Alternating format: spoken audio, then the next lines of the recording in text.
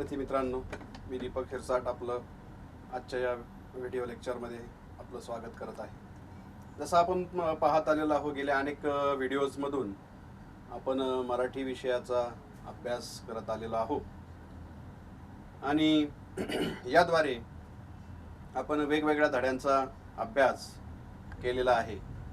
तर विद्यार्थी मित्रांनो, आजही आपण मराठी विषयातील इयत्ता 8वीचा 8वा धडा धाडसी कॅप्टन राधिका मेनन हा धडा आपण आज अभ्यासणार आहोत। या धड्याचे जे लेखक आहेत मच्छिंद्र ऐनापुरे, 1974 साली जन्मलेले प्रसिद्ध लेखक। त्यांचा जंगल एक्सप्रेस हा बालकथा संग्रह, हसत जगावे हा विनोदी कथा संग्रह प्रसिद्ध आहे। याशिवाय त्यांच्या किशोर, छावा, केसरी आदी बालमासिके यामधून बालकथा प्रसिद्ध आहेत। त्यांनी विविध वृत्तपत्रांमधून विविध विषयांवरील लेखन केले आहे। ब्लॉगवर त्यांचे आजवर 1200 लेख प्रसिद्ध आहेत। पहा विद्यार्थी मित्रांनो, यावरून लेखकाच्या गुणवत्तेची, प्रतिभेची कल्पना आपल्याला येते। मच्छिंद्र ऐनापुरे हे एक प्रसिद्ध लेखक आहेत। बालकथा संग्रह त्यांनी लिहिलेला आहे, जसं जंगल एक्सप्रेस नावाचा उत्कृष्ट बालकथा संग्रह, हसत जगावे हा विनोदी कथा संग्रह। त्याचबरोबर त्यांनी वृत्तपत्रांमधनं सुद्धा, बालमासिकांमधनं सुद्धा त्यांच्या बालकथा प्रसिद्ध आहेत। म्हणजे विशेषतः आपले हे जे लेखक आहेत, बालकथेंविषयी त्यांनी जास्त लेखन केलेलं आपल्याला पाहायला मिळतं आणि विविध वृत्तपत्रांमधून त्यांनी खूपसं लेखन केलेलं आहे। अनेक वृत्तपत्रांमध्ये त्यांचे बालकथा, त्यांचे लेख प्रसिद्ध झालेले आहेत। त्याचबरोबर त्यांचा स्वतःचा ब्लॉग आहे, ज्या ब्लॉगवर त्यांनी 1200 लेख त्यांचे प्रसिद्ध आहेत। विद्यार्थी मित्रांनो, म्हणजे लेखकाने विविध क्षेत्रांमध्ये, विविध माध्यमातून आपले लेख प्रसिद्ध केलेले आपल्याला पाहायला मिळतात।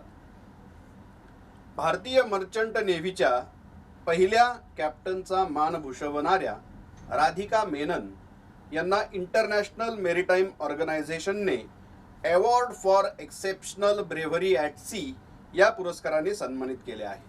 हा पुरस्कार मिळवणाऱ्या त्या जगातल्या पहिल्या महिला ठरल्या आहेत। राधिका मेनन यांनी जीवाची बाजी लावून बंगालच्या उपसागरात वादळात सापडलेल्या 7 मच्छीमारांना वाचवले होते।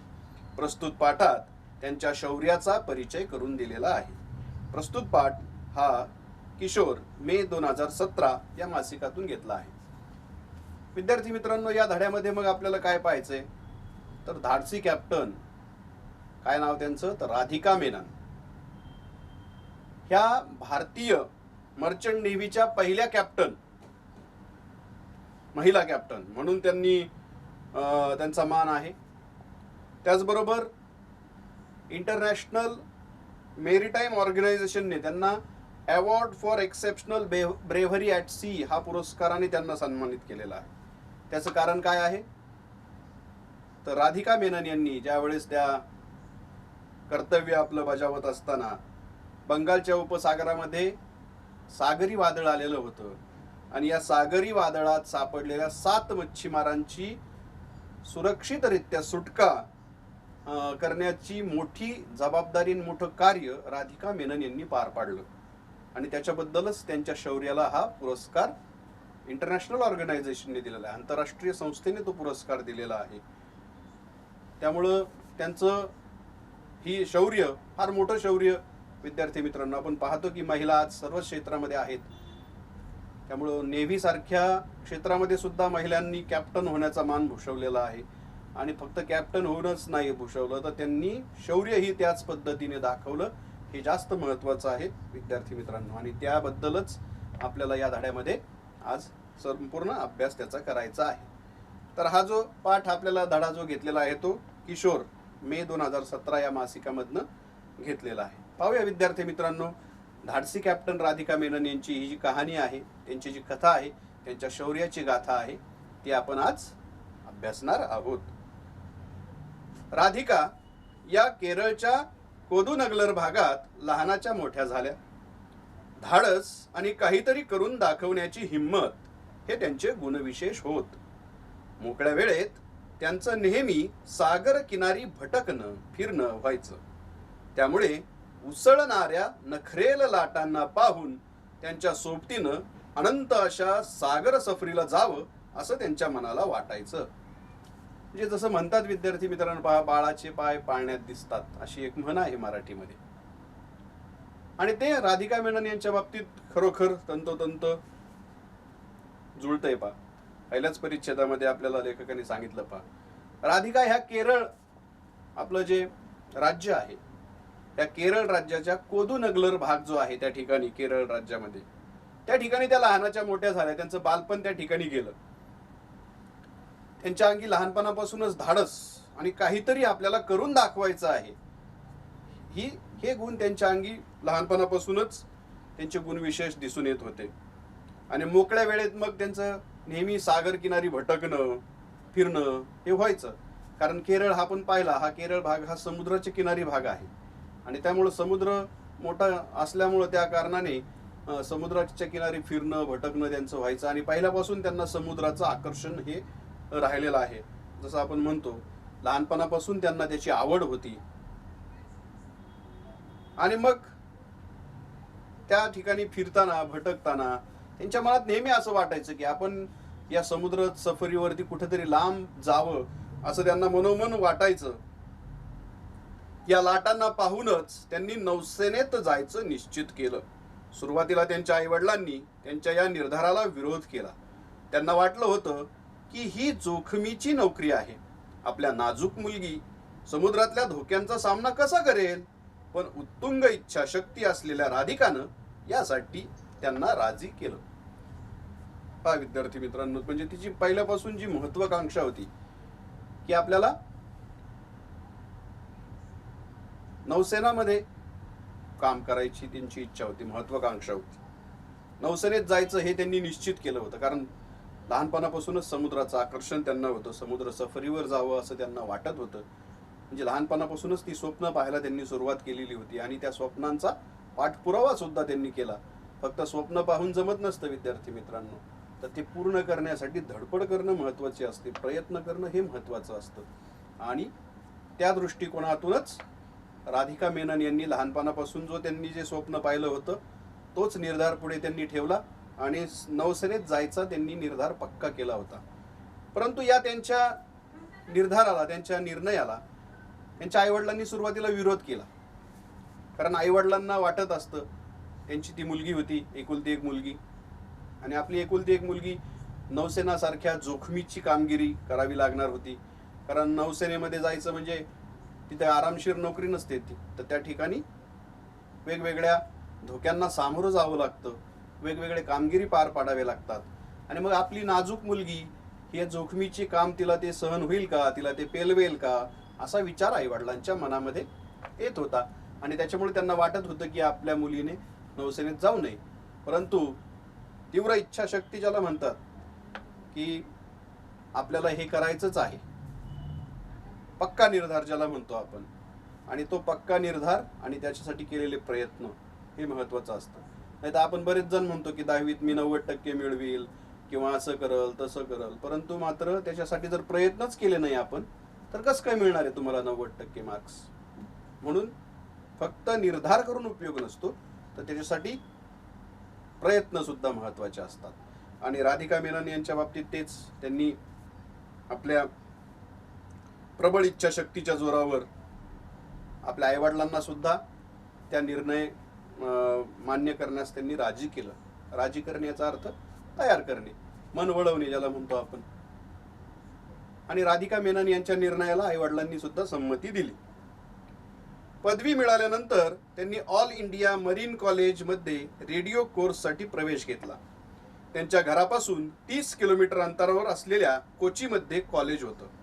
प्रशिक्षणादरम्यान राधिका यांना समुद्री जहाजातल्या संवाद प्रणालीची माहिती झाली. जहाजात काम करायला त्या फारच उत्सुक होत्या. आणि मग त्यांनी तो निर्धार पक्का केल्यानंतर पदवी मिळवली. त्यांनी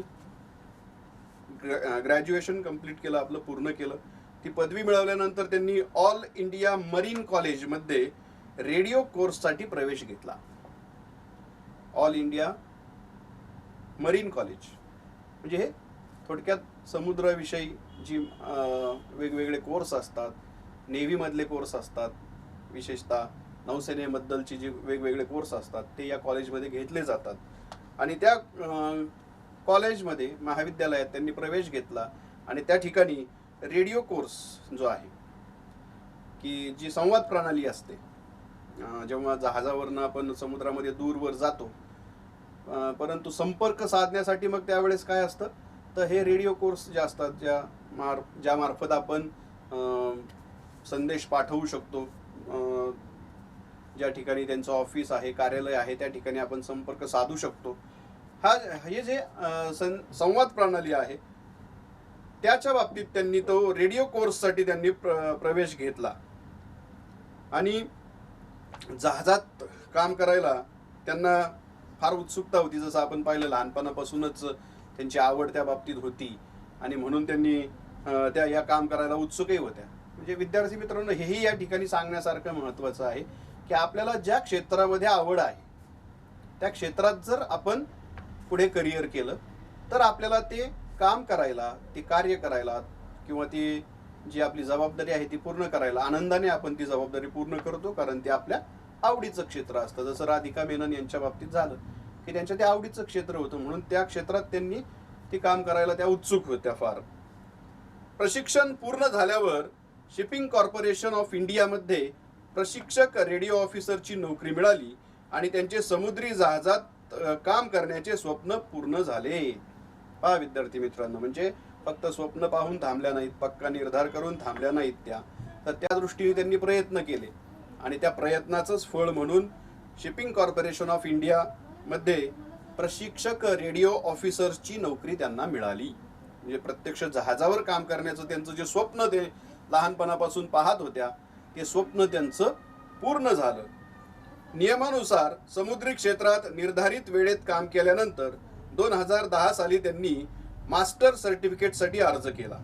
या दरम्यान त्यांना बराच काळ घरापासून लांब राहावं लागलं, पण रोमांचकारी प्रवासामुळे त्या खुश होत्या. शेवटी त्यांचं हे आवडीचं काम होतं ना. आता त्यांचं लक्ष होतं समुद्री जहाजाची कमान सांभाळायची. म्हणजे पहा विद्यार्थी मित्रांनो, एक स्वप्न पूर्ण झालं. स्वप्न पूर्ण झालं म्हणून तिथं थांबल्या नाहीत त्या. दुसरं स्वप्न त्यांनी सुरू केलं पाहायला. म्हणजे 2000 समुद्राचा जो किंवा त्या ठिकाणी काम करण्याचा जो नियम होता की निर्धारित वेळेत काम केल्यानंतर 2010 साली त्यांनी मास्टर सर्टिफिकेटसाठी अर्ज केला. म्हणजे पुढचं उद्दिष्ट, एक उद्दिष्ट पूर्ण केलं, एक स्वप्न पूर्ण झालं. आता पुढच्या स्वप्नाचा पाठलाग करायला त्यांनी सुरुवात केली. हेच विद्यार्थी मित्रांनो या धड्याच्या माध्यमातून आपल्याला शिकायचं असतं. एक उद्दिष्ट ठेवा. एक उद्दिष्ट पूर्ण झाल्यानंतर दुसरं उद्दिष्ट आपण साध्य करायचं. म्हणजे त्या दृष्टिकोनातून प्रयत्न असले पाहिजे. नाही तर आपण एकाच वेळेस अनेक उद्दिष्ट ठेवले आणि धड एकही पूर्ण झालं नाही तर त्याला काही अर्थ राहत नाही.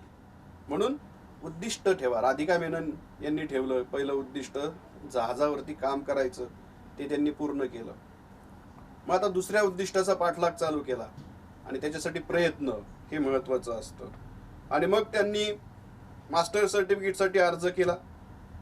आता या दरम्यान त्यांना बराच काळ घरापासून लांब राहावं लागलं, कारण जहाजावरती जावं लागत होतं. घरापासून बऱ्याच काळ त्या लांब राहिल्या. त्याचं दुःख त्यांना होतं, परंतु त्याच्यापेक्षाही त्यांना जास्त आनंद कोणता होता तर तो रोमांचकारी प्रवास जहाजावरचा, जे स्वप्न त्या लहानपणापासून पाहत होत्या की समुद्र सफारीवरती कुठंतरी जावं. आणि हाच रोमांचकारी प्रवास याच्या बाबतीत ते खुश होत्या खूप. आणि मग त्यांनी पुढचं त्यांचं जे लक्ष होतं समुद्री जहाजाची कमान सांभाळायची.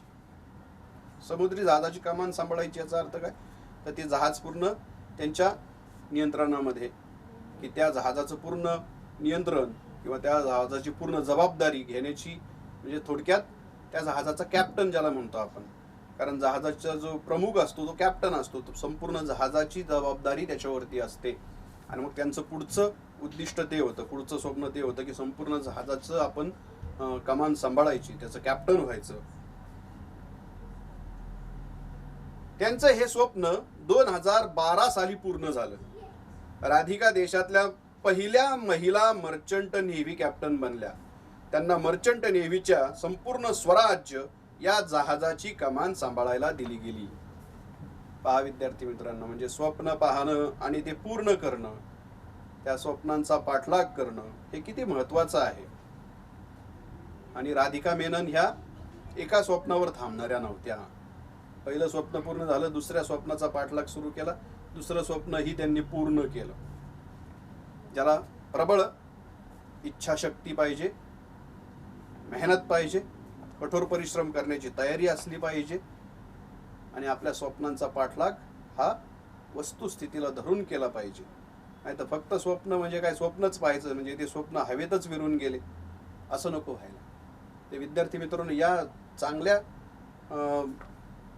आपल्याला चांगला धडा या राधिका मेनन यांच्या उदाहरणातून नक्कीच आपल्याला मिळणार आहे. विद्यार्थी मित्रांनो पहा, तर त्यांनी जे पाहिलेलं स्वप्न होतं ते 2012 साली पूर्ण झालं. राधिका मेनन ह्या देशातल्या पहिल्या महिला मर्चंट नेव्ही कॅप्टन बनल्या. पहिला मान, महिला नेव्ही कॅप्टन बनण्याचा पहिला मान राधिका मेनन यांचा. हे महत्वाची गोष्ट आहे.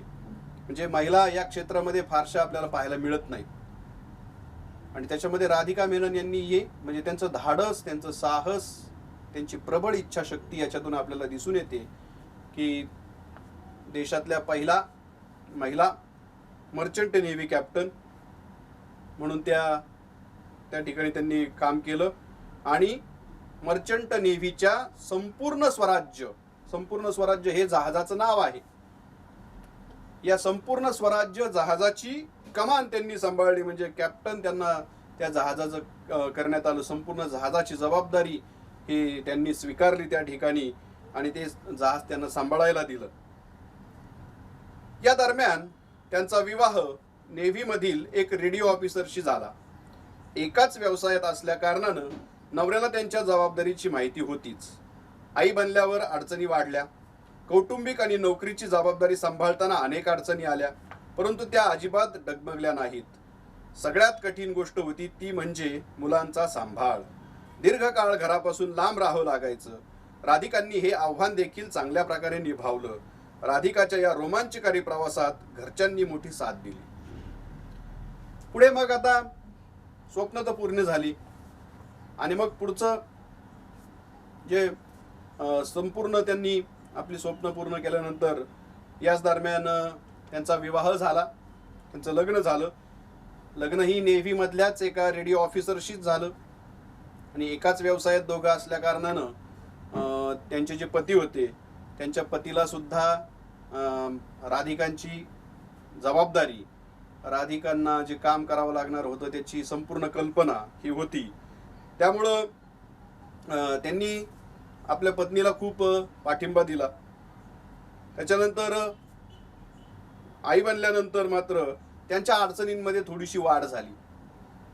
कारण मुलांचा सांभाळ करणं, त्यांच्यावरती संस्कार करणं हे आईचं एक कर्तव्य असतं. आई आपली प्रत्येक मुलावरती आपले संस्कार, त्यांचं पालन पोषण आपल्या पद्धतीने करत असते. त्या पद्धतीने राधिका यांना सुद्धा त्या जबाबदाऱ्या होत्या, कौटुंबिक जबाबदाऱ्या होत्या. त्यांच्या अडचणीमध्ये वाढ झाली, परंतु त्या डगमगल्या नाहीत त्यातून. आणि मग विद्यार्थी मित्रांनो, हेही त्यात आपलं शिकायचं आहे की आपलं उद्दिष्ट साध्य करताना अनेक अडचणी आपल्याला येतात. आपलं जीवन जगताना सुद्धा आपल्याला अनेक अडचणी येतात. जसं आता कोविड-19 कोरोना ही एक अडचणच आपल्या समोर आलेली आहे, संकट आपल्या समोर आलेलं आहे. परंतु त्याला न डगमगता आपण आपलं शिक्षण चालू ठेवलेलं आहेच की नाही. वेगवेगळ्या माध्यमातून आपलं शिक्षण चालूच आहे. शिक्षण थांबलं का? आपलं चालू आहे. म्हणून विद्यार्थी मित्रांनो, संकट आलं तरी त्याला घाबरायचं नाही, तर त्यातनं मार्ग काढायचा, मार्ग शोधायचा. संकटाला घाबरून जर आपण खचून गेलो तर आपण जीवनात यशस्वी होणार नाही कधीच. म्हणून संकटांना घाबरायचं नाही, तर संकटांना सामोरं जायचं. विद्यार्थ्यांनो, हे लक्षात घ्या आणि त्यातनं मार्ग काढायला शिकलं पाहिजे. तोही यशस्वी मार्ग काढायला शिकलं पाहिजे. जसं राधिका मेनन यांनी आलेल्या संकटाला त्यांनी सामोरं गेलं. अनेक जबाबदाऱ्या, अडचणी, प्रश्न निर्माण झाली त्यांच्या आयुष्यामध्ये, परंतु त्यांनी ते यशस्वीपणे त्याचे मार्ग त्यातनं काढला. आणि अनेक दिवस घरापासून लांब राहिल्यामुळे त्यांना ह्या अडचणी येत होत्या आणि राधिकांनी ते आव्हान सुद्धा चांगल्या प्रकारे निभावलं. त्यांचं जबाबदारी, कौटुंबिक जबाबदारी ही पार पाडली आणि आपलं कर्तव्य सुद्धा त्यांनी पूर्ण केलं. त्याचबरोबर राधिकाच्या या रोमांचकारी प्रवासामध्ये राधिकाच्या घरच्यांनी तिला खूप सपोर्ट केला, ज्याला आपण म्हणतो पाठिंबा दिला. त्यांच्या पाठीशी ते उभे राहिले आणि हेही खरं आहे. आपले घरचे जर आपल्या पाठीशी राहिले तर विद्यार्थी मित्रांनो, तो एक फार मोठा आधार आपल्याला असतो. आपल्या परिवाराचा, आपल्या कुटुंबाचा, आपले आई वडील असतील, या पद्धतीने आपल्याला ते पाठिंबा देतात. त्यावरच आपण यशस्वी भरारी घेऊ शकतो. म्हणून तो आधार सुद्धा खूप महत्वाचा असतो. 22 जून 2015 रोजी एक घटना घडली. तेव्हा राधिका संपूर्ण स्वराज्य या जहाजावर तैनात होत्या. रात्रीचे जवळपास 11 वाजले होते. जोराच्या वादळामुळे समुद्री लाटांनी रौद्र रूप धारण केलं होतं. मोसमाचा अवतार खतरनाक बनला होता. तेवढ्यात जहाजातल्या एका अधिकाऱ्याने ओडिशाच्या गोपाळपूर किनाऱ्यापासून 2.5 किलोमीटर अंतरावर मासेमारांची नाव लाटांच्या गर्तेत सापडले असल्याचे सांगितले. पहा विद्यार्थी मित्रांनो, आता हा एक प्रसंग त्यांच्या जीवनामध्ये, ज्यावरून आपल्याला त्यांच्या शौर्याची कल्पना येते, तो महत्वाचा प्रसंग आहे. जी घटना होती ती घटना त्यांनी सांगितली. 22 जून 2015 रोजी ही घटना घडली. त्या संपूर्ण स्वराज्य जहाजाची नेतृत्व कमान कॅप्टन होत्या आणि समुद्रामध्ये असताना त्या रात्रीची ती घटना आहे. आणि जवळपास रात्रीचे 11 वाजलेले होते. समुद्राचं रूप जे होतं ते रौद्र होतं. समुद्र खवळलेला होता, खतरनाक म्हणजे खूप भयंकर झालेला होता, खवळलेला होता समुद्र. लाटा मोठमोठ्या उसळत होत्या. आणि तेवढ्यात जहाजातल्या एका अधिकाऱ्याने ओडिशा जे ठिकाण आहे त्या ठिकाणी गोपाळपूर नावाचं एक ठिकाण आहे. या गोपाळपूर किनाऱ्यापासून 2.5 किलोमीटर अंतरावर मासेमारींची एक बोट नाव लाटांच्या गर्तेत सापडली आहे अशी बातमी दिली. नाव बुडणारच होती. नावेत असलेले लोक आपल्या जीवनाची शेवटची लढाई लढत होते. अधिकाऱ्याने तात्काळ राधिका यांना रेडिओवर सूचना पाठवली. मॅडम, समुद्रात एक नाव फसली आहे. त्यात असलेले मच्छीमार अडचणीत सापडले आहेत. सूचना मिळताच त्यांनी दुर्बिणीने समोर नजर टाकली. खरोखरच नाव बुडण्याच्या अवस्थेत होती. आणि मग राधिका मॅडम यांना रेडिओवरती संदेश आला लगेच की अशा ठिकाणी गोपाळपूर समुद्र किनाऱ्यापासून 2.5 किलोमीटर अंतरावर ती नाव जी होती मासेमारींची, ती लाटांच्या मोठमोठ्या खवळलेल्या समुद्राच्या लाटांमध्ये ती सापडली होती आणि ती बुडणार आहे. त्यामुळं अशी सूचना त्यांनी पाठवली. आणि मग ती सूचना मिळताच राधिका मॅडम यांनी दुर्बीणमधनं पाहिलं तर समोर ती खरोखर नाव जी होती ती आता बुडण्याच्याच अवस्थेत होती. एक क्षण देखील वाया न घालवता त्यांनी सुटकेच्या मोहिमेला सुरुवात केली. म्हणजे क्षणाचाही विचार न करता त्यांनी लगेच प्रयत्न सुरू केले. तेही महत्वाचं असतं की आता काय करू हे त्यावर विचार करत बसल्या नाही. तो सूचना मिळताच त्यांनी लगेच त्याच्यावरती प्रतिसाद त्या सूचनेला दिला आणि त्याच्यावरती लगेच कृती त्यांनी करायला सुरुवात केली. एक क्षण सुद्धा वाया न घालता सुटकेच्या मोहिमेला त्यांनी सुरुवात केली विद्यार्थी मित्रांनो. आणि त्यामुळंच तो निर्णय जो असतो तो घ्यावा लागतो अशा वेळेस. पुढच्या 5 मिनिटात जहाजातले लोक बचाव कार्यासाठी सज्ज झाले. मात्र वादळाचा जोर इतका मोठा होता की त्यांच्या नावेपर्यंत जाताच येईना. बुडणाऱ्या मच्छीमारांना माहीत होतं की त्यांना वाचवण्यासाठी समोरचं जहाज त्यांच्यापर्यंत पोहोचण्याचा प्रयत्न करत आहे. ते जीवाच्या आकंताने स्वतःला वाचवण्याचा प्रयत्न करत होते. पण जाणाऱ्या प्रत्येक क्षणासोबत त्यांची आशा धुसर होत चालली होती. म्हणजे सुरुवात झाली मोहिमेला बचाव कार्याच्या, परंतु वादळाचा जोर इतका मोठा होता की त्या नावेपर्यंत राधिका आणि त्यांच्या टीमला जाणं शक्य नव्हतं. आणि त्याच्यामुळं बुडणाऱ्या मच्छीमारांना सुद्धा माहिती होतं की आपल्याला वाचवण्यासाठी हे जहाज आलेलं आहे, ते प्रयत्न करत आहे. त्यामुळे जीवाच्या आकंताने ते सुद्धा स्वतः त्या संकटातून वाचण्याचा प्रयत्न मोठ्या हिमतीने करत होते. परंतु वादळाच्या जोरामुळे त्या यांच्या जहाजाला त्या ठिकाणी त्या नावेपर्यंत जाता येत नव्हतं. आणि जाणाऱ्या प्रत्येक क्षणाबरोबर त्या ठिकाणी जी प्रत्येक क्षणासोबत जिवंत राहण्याची जी आशा होती, ती नाव वाचवण्याची जी आशा होती ती धुसर होत चाललेली होती. जहाजातले कर्मचारी मात्र निकराचा प्रयत्न करत होते. पहिला प्रयत्न अयशस्वी ठरला. जोराच्या वादळामुळे बचाव कार्य करणारी टीम त्यांच्यापर्यंत पोहोचू शकत नव्हती. दुसरा प्रयत्न केला गेला. मच्छीमार जितके पुढे येण्याचा प्रयत्न करत होते तितक्याच वेगाने ते मागे ढकलले जात होते. दुसरा प्रयत्न देखील वाया गेला. म्हणजे पहा, राधिका आणि त्यांची टीम काही शांत बसलेली नव्हती. पहिला प्रयत्न त्यांनी केला वाचवण्यासाठी, परंतु वादळ इतकं प्रचंड होतं, समुद्र इतका खवळलेला होता की पहिला प्रयत्न त्यांचा अयशस्वी ठरला. परंतु त्यावरती त्यांनी ते गप्प बसले नाहीत. पुन्हा त्यांनी प्रयत्न केला, त्यांच्यापर्यंत जाण्याचा प्रयत्न केला.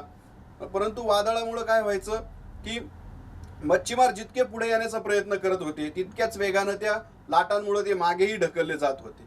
त्यामुळे दुसरा प्रयत्नही त्यांच्या जवळपास पोहोचण्याचा वाया गेला. सगळ्यांना वाटलं की आता सगळं संपलं, त्यांना वाचवणं अशक्य आहे. पण राधिकांना आपल्या टीमचे मनोधैर्य तुटू दिले नाहीत. त्यांनी तिसऱ्यांदा आपल्या टीमला पुढे जाण्याचा आदेश दिला. राधिका सांगतात की त्यावेळी समुद्रात 9 मीटरच्या उंच लाटा उसळत होत्या. वारा 70 समुद्री मैल वेगाने वाहत होता. मच्छीमारांना वाचवण्यासाठी आमचे 2 प्रयत्न फसले होते, पण आम्ही हिम्मत हरलो नाही. शेवटी तिसऱ्या प्रयत्नाला यश आलं. पहा विद्यार्थी मित्रांनो, म्हणजे 2 प्रयत्न अयशस्वी झाले होते. सगळ्यांना वाटत होतं की आता त्यांना वाचवणं शक्य नाही, ती नाव आता बुडणार, त्यातले असणारे सगळे मच्छीमार ते बुडून मरणार, अशी त्या ठिकाणी शक्यता निर्माण झाली होती. परंतु राधिकाने आपल्या टीमचं मनोधैर्य तुटू दिलं नाही. मग कॅप्टनची जबाबदारी काय असते, तर हीच जबाबदारी असते, संकटामध्ये आपल्या टीमचं मनोधैर्य तुटू न देणे. आणि मग राधिकाने त्यांचं मनोधैर्य वाढवलं, त्यांना प्रोत्साहन दिलं, त्यांना प्रेरणा दिली, तिसऱ्यांदा टीमला पुढे जाण्याचा आदेश दिला. आणि राधिका त्यांच्या शब्दात सांगतात की त्यावेळेस समुद्राची परिस्थिती काय होती, तर 9 मीटर उंच लाटा उसळत होत्या. 70 समुद्री मैल वेगाने वारं वाहत होतं. म्हणजे पहा त्याचा वेग किती होता. आणि मच्छीमारांना वाचवण्याचे 2 प्रयत्न अयशस्वी झाले होते, परंतु हिंमत हरले नाहीत. राधिकाने आपल्या सहकाऱ्यांची हिंमत वाढवली, स्वतःही हिंमत हारली नाही आणि बाकीच्यांची हिंमत कमी होऊ दिली नाही. आणि त्यांनी तिसऱ्यांदा जो प्रयत्न केला तो यशस्वीच झाला. पायलट शिडीद्वारा मच्छीमारांना त्यांच्या नावेतून जहाजात घेण्यात आले. नावेतील 7ही मच्छीमार सही सलामत वाचले होते. वादळापासून बचावलेला पेरला चेन्नाराव त्यांच्या पत्नी म्हणाल्या, पती कित्येक दिवसांपासून घरी आले नाहीत म्हटल्यावर आम्ही समजलो होतो की त्यांची नाव बुडाली. आम्हाला वाटलं ते जिवंत राहिले नसतील, पण राधिका मॅडमनी त्यांचा जीव वाचवला. मी त्यांची शतशः आभारी आहे. आणि तिसरा प्रयत्न यशस्वी झाला विद्यार्थी मित्रांनो. पायलट शिडीद्वारे मच्छीमारांना त्यांच्या नावेतून जहाजात घेण्यात आलं.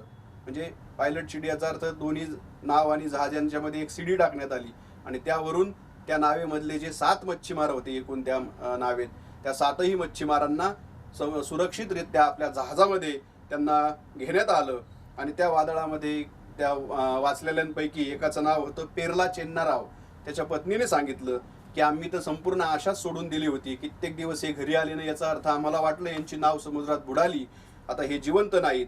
परंतु राधिका मॅडम आणि त्यांच्या टीमने त्यांचा जीव वाचवला. मी त्यांची खूप खूप आभारी आहे.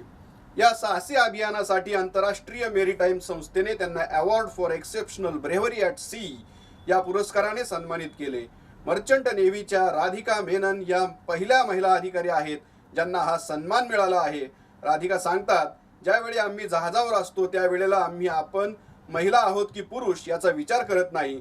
समोर कठीण लक्ष्य असेल तर हिंमत आपोआप येते. हे सगळं आमच्या टीमच्या धाडसामुळे शक्य झालं.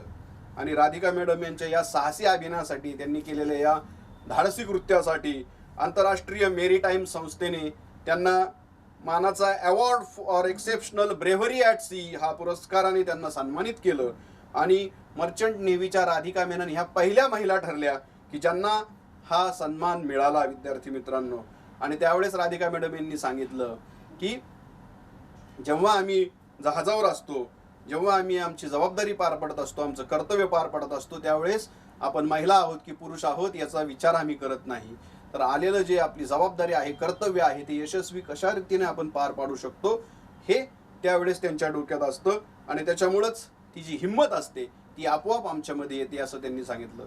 म्हणजे संकटाला न घाबरता धैर्याने पुढे जाण्याचं लहानपणापासून त्यांची जी कसब होती ती विद्यार्थी मित्रांनो त्यांना पुढे त्यांच्या नोकरीमध्ये सुद्धा कामाला आली.